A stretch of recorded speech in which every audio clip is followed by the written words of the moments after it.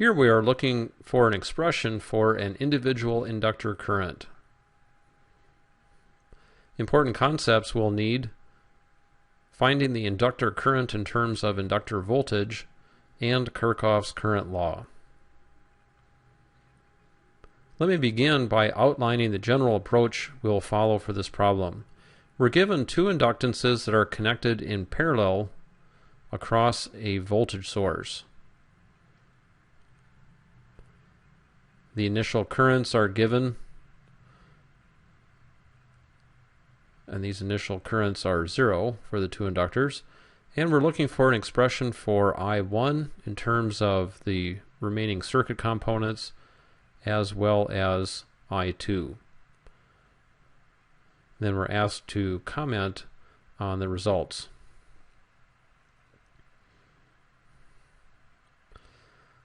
Now let's begin by realizing that parallel devices share the same pair of nodes, and all three devices in this circuit are in parallel.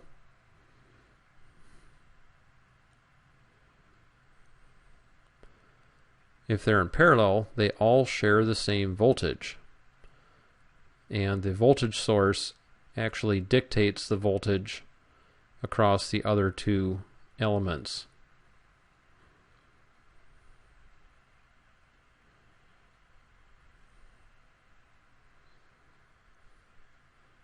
Alright, let's express then the inductor current as a function of its voltage. We write the current I1 is the reciprocal of its inductance, which would be 1 over L1, multiplied by the integral of the voltage that appears across the inductor beginning at some initial time, which I'll call time 0, to the current time t. Now the initial current in this case is 0, according to our problem statement. In a similar fashion, we can write an expression for the current associated with our second inductor, I2.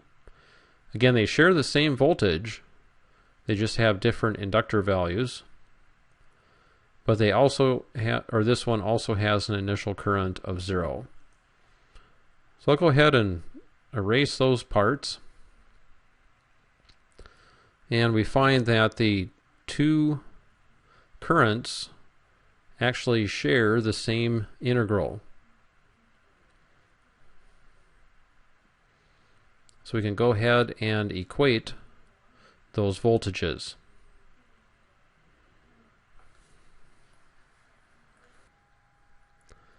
Now, by Kirchhoff's current law, we write that this common current I is I1 plus I2. We have expressions for I1 and I2 in terms of the inductor voltage. So combining all of that information together, we can then solve for a specific expression for I1. Now let's proceed with the details. Here we have a voltage source which establishes a common voltage across the two parallel connected inductors.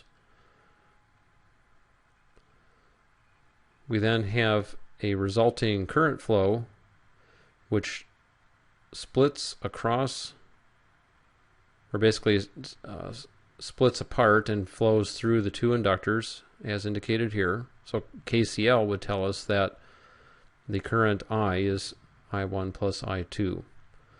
Now the individual inductor currents can be written as 1 over L1 times the time integral of the voltage that appears across the inductor. Normally we would add in the initial condition, that is the initial inductor current, and the problem statement tells us that that initial current is 0. We have a similar expression for I2. It has the same voltage, but a different value of an inductance.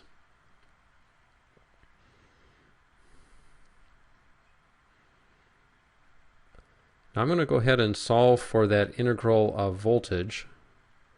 That would give us L1 times I1. I'll do the same thing here.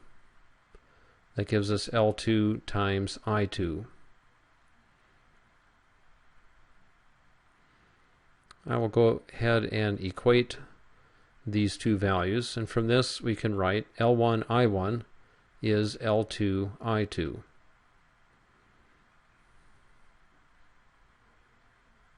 Now let's combine that with the expression we found from Kirchhoff's current law. I'm going to solve for I1, and this would be the current I minus the second inductor current, I2. Now I'll come back here, solve for I2, and substitute that into this top equation. Moving L2 to the other side leaves us with L1 I1 divided by L2.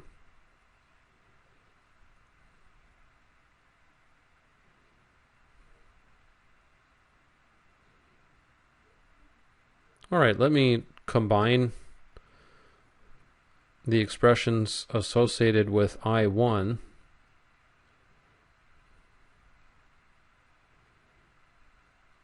and I'll take this whole thing and write it over a common denominator. I can then put this on the other side of the equation and write I1 is L2 over L1 plus I2, or L1 plus L2, excuse me, times I.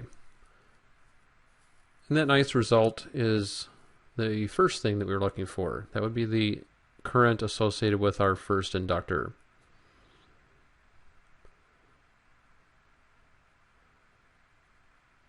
Now let me solve for I1 and make a substitution here. And now I can easily solve for I2. We'll put the L2 over L1 on the other side of the equation.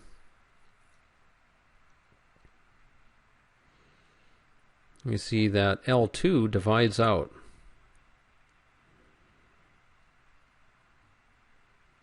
And that leaves us with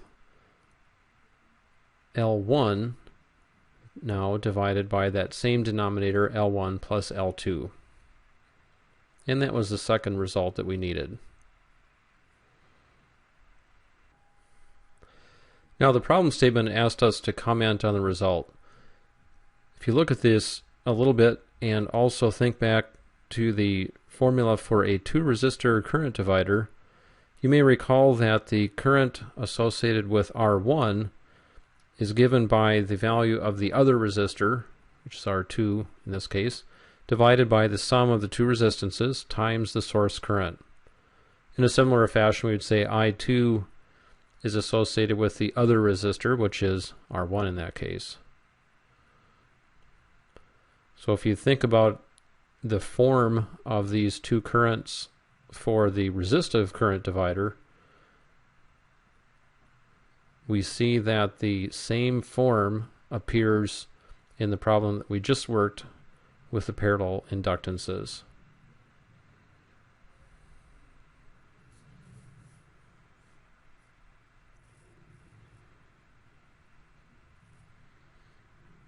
All right, in summary, what did we do on this problem? First, we observed that parallel inductors share the same voltage V. We then wrote each inductor current in terms of its integrated voltage and then solved for the integrated voltage and equated. We then applied Kirchhoff's current law to express one inductor's current in terms of the other and then repeated for the second inductor current. We then observed that the finished result has the same form as a 2-resistor current divider.